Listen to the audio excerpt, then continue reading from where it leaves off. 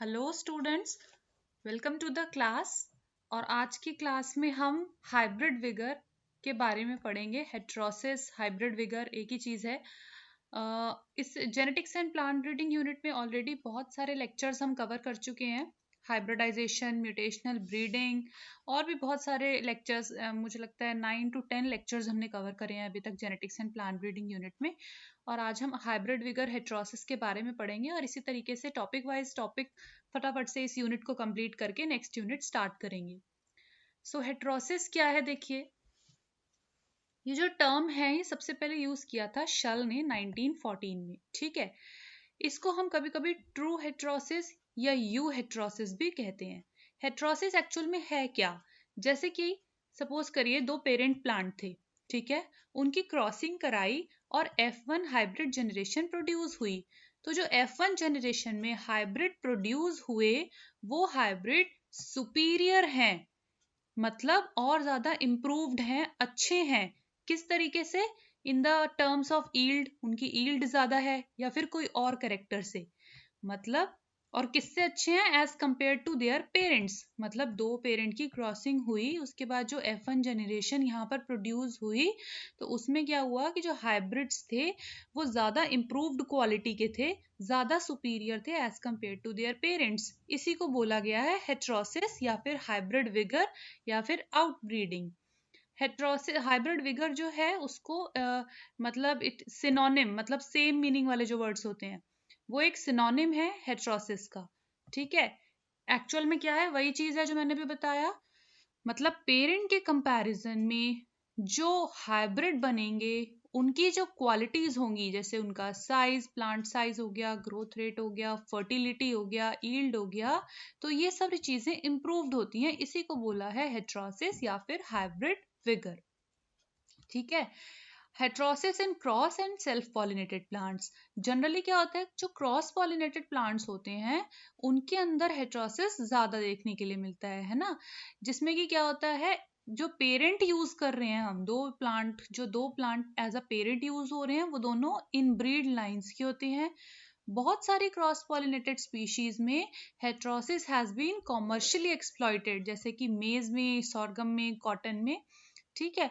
लेकिन self pollinated species में heterosis उतना ज्यादा देखने के लिए नहीं मिलता।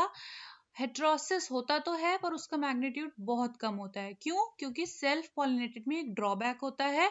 क्या ड्रॉबैक होता है कि जो प्लांट सेल्फ या फिर जो क्रॉप सेल्फ पॉलिनेटेड होती है उसमें क्या होता है कि अगर हम हाइब्रिड वेराइटीज को यूज करते हैं, मतलब यूज नहीं कर सकते हम हाइब्रिड वेराइटीज को ज्यादा।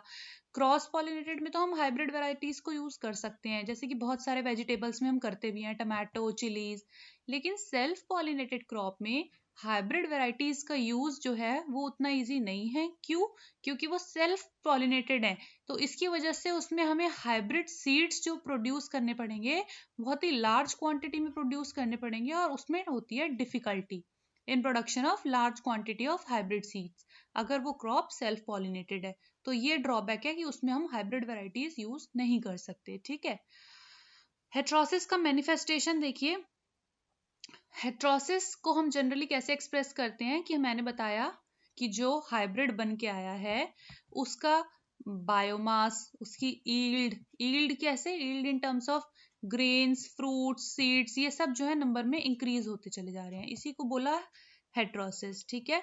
कमर्शियली ये बहुत ही ज्यादा डिजायरेबल है क्योंकि हाई ईल्ड जो है, प्लांट ब्रीडिंग का मेन मकसद ही यही होता है कि क्रॉप की ईल्ड को इम्प्रूव करना, और वो हो रहा है इससे, हेट्रोसिस से, है ना। रिप्रोडक्टिव एबिलिटी इंक्रीज हो जाती है, मतलब अगर हाइब्रिड जो है वो सुपीरियर है अपने पेरेंट से, यानी कि इट एग्जिबिट्स हेट्रोसिस, उसमें हेट्रोसिस है तो वो क्या शो करेगा, उसकी रिप्रोडक्टिव एबिलिटी, फर्टिलिटी इंक्रीज हो जाएगी। क्यों? क्योंकि मैंने बताया ईल्ड इंक्रीज हो रही है, तो जब ईल्ड इंक्रीज हो रही है इसका मतलब उसमें सीड्स ज्यादा बनेंगे, फ्रूट्स ज्यादा बनेंगे, प्रोपैग्यूल्स ज्यादा बनेंगे, जिसकी वजह से उस प्लांट की रिप्रोडक्टिव एबिलिटी भी इंक्रीज हो जाएगी। Increased size and general vigour. Hybrids जो होते हैं बहुत ही ज्यादा विगरस, मतलब हेल्दियर, फास्ट ग्रो करने वाले होते हैं, साइज भी उनका बड़ा होता है अपने पेरेंट्स के कंपैरिजन में।